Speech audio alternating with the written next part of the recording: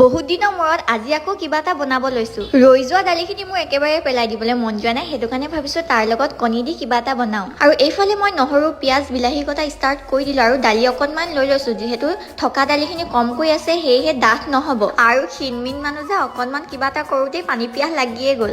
বাৰু এইফালে দেখিছেনে মোৰ কণীকেইটা বইল হৈ গ'ল আৰু মই বাকলি কেইখন ধুনীয়াকে গুচাই ললো। আৰু এইফালে মই কেৰাহীত তেল ঢালি দিলো আৰু তেল ঢলাৰ পাছতে আকৌ কেৰাহীখনৰ তেলখিনি অলপ বেছিয়ে জোখতকে গৰম হ'ল, সেয়েহে কণী কেইপিচ দিওঁতে মানে লগালগ ৰঙাই হৈ গ'ল। মই জানো আপোনালোকে প্ৰত্যেকৰ ঘৰত খাইছে দালি আৰু কণী এই তৰকাৰীখন। একেবাৰে চিম্পুল হয়, ইয়াত দেখাবলগীয়া বিশেষকৈ একো নায়েই, কিন্তু মানুহজনে যিহেতু আজিলৈকে দালি কণী তৰকাৰী খোৱা নাই বুলি কৈছে, সেইটো কাৰণে ভাবিলো মই মানুহজনৰ কাৰণে বনায়ে দিওঁ। যিহেতু দালি তৰকাৰীখন মই অকনমান ডাঠ কৰিম বুলি ভাবিছো, সেয়েহে মই দালি অকনমান তিয়াই ৰাখিছিলো আৰু সেইখিনি মই এতিয়া বিলাহীৰ লগতে ভাজি লৈছো। আৰু ভাজি হোৱা পাছতে এতিয়া মই পানী অকনমান দি দিছো, যিহেতু দালিখিনি সিজিব লাগিব।